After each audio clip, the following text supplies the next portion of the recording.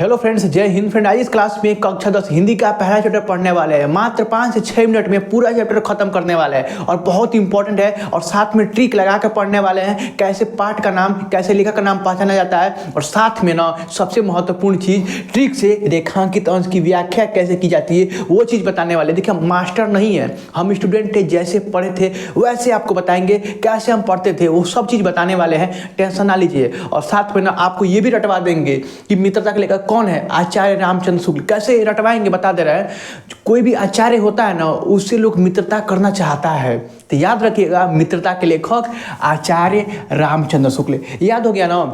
अब चलते हैं यहाँ पे ट्रिक पहचानने का प्रयास करते हैं। देखिए, आपको कहीं भी गद्यांश मिलेगा, ऐसे गद्यांश मिलेगा बोर्ड एग्जाम में, कहीं भी आपको दिखाई दे ये चीज़, मित्रता, समाज, चंद्रगुप्त, दुर्बल, आकर्षित, कर्तव्य, ये बताएंगे कैसे याद होगा। कर्तव्य, शक्तिशाली, कीचड़, ज्वर, कुसंगी, कच्ची मिट्टी, बड़े, खजाना। अगर ये दिखाई दे तो समझ जाइएगा मित्रता चैप्टर से लिया हुआ है, जिसके लेखक आचार्य रामचंद्र शुक्ल हैं। हम कैसे याद कराए थे कि आचार्य लोग से लोग मित्रता करना चाहता है, याद कर लीजिएगा। अब देखिए कैसे याद होगा ये। देखिए, मित्रता में जैसे मित्रता के इर्द गिर्द जो भी शब्द होगा, जैसे कोई भी मित्रता से कोई मित्रता करेगा तो ज्वर भी होगा, वो मित्रता एक खजाना के तौर पे होता है, खजाना हो सकता है। संगति, उसके बेकार भी, संगति भी शब्द आ सकता है। मित्रता शक्तिशाली भी हो सकता है और उसका कर्तव्य अच्छा भी हो सकता है। वो मित्रता करने पर लोग आकर्षित होते हैं, ऐसे याद कर लेंगे, याद तो हो जाएगा ना, बहुत बढ़िया। दुर्बल, मित्र दुर्बल भी हो सकता है, सबल भी हो सकता है, मजबूत भी हो सकता है, ऐसे याद कर लीजिएगा यार। देखिए, थोड़ा बहुत अपने ऊपर मेहनत करिएगा ना तो याद हो जाएगा। यहाँ से प्रश्न 100% बनता है, 100%। देखिए, अथवा करके देता है, याद रखिएगा। जैसे दो गद्यांश देगा, एक अथवा करके देगा, ये तो पहला चैप्टर का देगा या तीसरा चैप्टर का देगा, याद रखिएगा, ठीक है। अब चलते हैं कि ये कैसे हम इसको सॉल्व करेंगे। बहुत सारे मेरे भाई बहन क्या करते हैं ना, सबसे पहले ये गद्यांशों को पढ़ते हैं। ये पिछले साल 2024 में पूछा गया है, ठीक है, लगातार कई बार पूछा गया है। तो सबसे पहले गलती क्या करेंगे ना, आप ये पढ़ेंगे। पहले हम भी यही पढ़ते थे गद्यांश, वो गलती ना कीजिएगा, ठीक है। आप देखिए, लेखक और नाम को तो पहचान ही लेंगे, ये ट्रिक बता चुके हैं। यहाँ पर हम लिखे नहीं ये क्वेश्चन, ठीक है। अब सबसे पहले ना ये छोड़िए, सबसे पहले हम क्वेश्चन पहचानते हैं। जैसे ये भी दो बताएंगे, ये भी दो बताएंगे, ठीक है, टेंशन ना लीजिए, लास्ट में बताएंगे।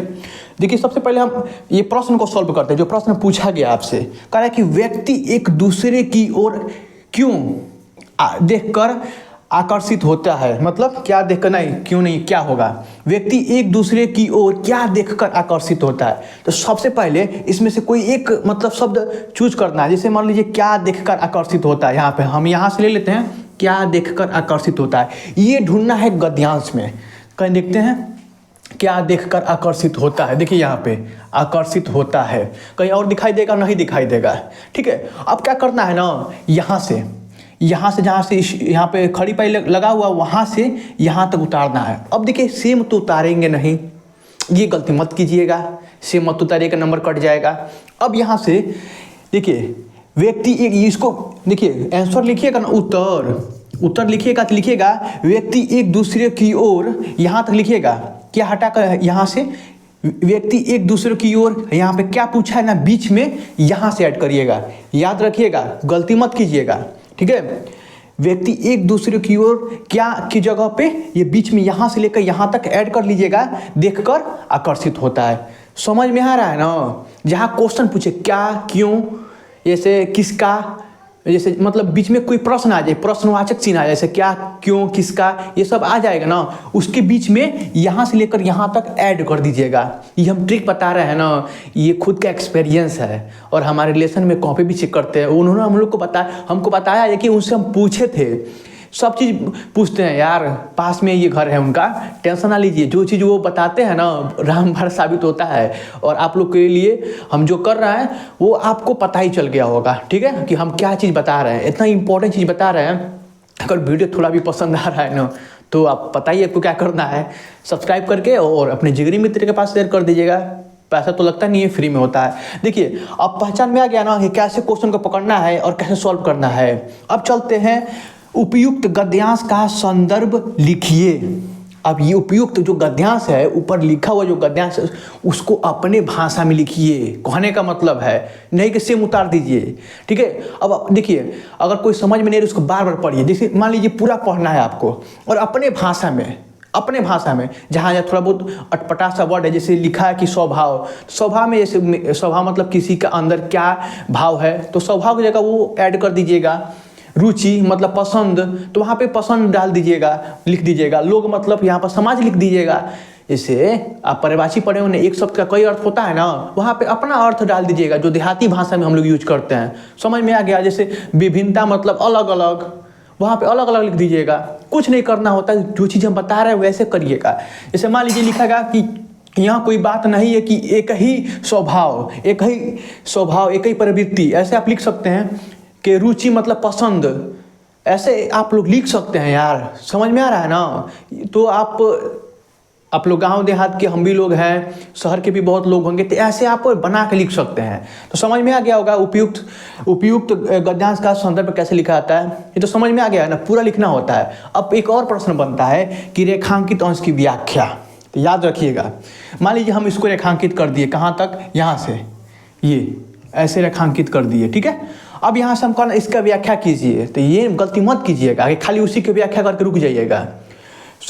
यहाँ से यहाँ तक वो अपने मन से लिख दीजिएगा, और इसके जितना भी आपके थोड़ा बहुत अपने मन में जो है, इस निबंध को पढ़ेंगे, मतलब गद्यांश को पढ़ेंगे, तो आपके मन में जो भी है 2-3 लाइन बढ़ा के लिख दीजिएगा। अगर नहीं लिखते तो कोई प्रॉब्लम नहीं है, नंबर कोई नहीं काटेगा, ठीक है। तो समझ में आ गया। अगर कोई प्रॉब्लम है, कोई भी प्रॉब्लम, तो आप लोग को क्या करना है, सबसे पहले बता दिए ना क्या करना है, कमेंट बॉक्स में अपना क्वेश्चन लिख देना है, हम उसका जवाब जरूर देते हैं। ऐसा कोई भाई नहीं होगा मेरा या बहन नहीं होगी उसका हम जवाब ना दिए हों, ठीक है। तो आप लोग देखिए, ये वीडियो तो हमको पता है कि ये सबको पसंद आएगा, तो अपने जिगरी मित्र के पास लास्ट समय में तो शेयर कर दीजिएगा, तो कर दीजिएगा, ठीक है। देखिए, मिलते हैं अगले वीडियो में, तब तक के लिए जय हिंद, जय भारत। लेखक और पाठ का नाम कैसे पहचान सकते हैं? एक चीज़ करना होगा, आप पहचान लेंगे। कैसे क्या करना होता है बता दे रहे हैं आपको।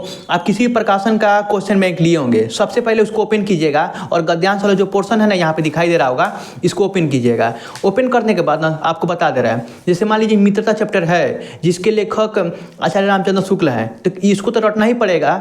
और रटने के बाद क्या कीजिएगा, जैसे मान लीजिए गद्यांश 1 है, तो गद्यांश 1 में ना, जैसे मान लीजिए जो शब्द बार बार रिपीट किया है, जैसे आकर्षित है, जैसे यूनिक शब्द है, आकर्षित हो गया, विभिन्नता हो गया, चिंताशील हो गया, प्रफुल्लित हो गया, ऐसे चीज़ रट लीजिएगा, तो आपको पहचानने में दिक्कत नहीं होगी कि इसके लेखक कौन है, इसके ये कौन सा पार्ट से लिया गया है, ये चीज़ आपको बताई दी है। और एक गलती मत कीजिएगा जो पहले बता चुके हैं कि सबसे पहले गद्यांश मत पढ़िएगा, सबसे पहले क्वेश्चन पढ़िएगा, उसके बाद गद्यांश पढ़िएगा, ठीक है। जैसे मान लीजिए कोई भी चैप्टर है, मान लीजिए ये ममता है, यहाँ पे ममता दिया हुआ है, जैसे मान लीजिए जो बार बार रिपीट किया, जैसे सोण, युवती, आंधी, ममता, यहाँ पर सुख, तो ये समझ जाइएगा कि ये ऐसा रटना पड़ेगा कि ममता चैप्टर से लिया हुआ है, जिसके लेखक जयशंकर प्रसाद हैं। तो कभी देखिए, कोई भी प्रॉब्लम हो रहा है, कोई भी प्रॉब्लम होगा, आपको कमेंट बॉक्स से कमेंट करिएगा, उसका जवाब हम जरूर देंगे, ठीक है।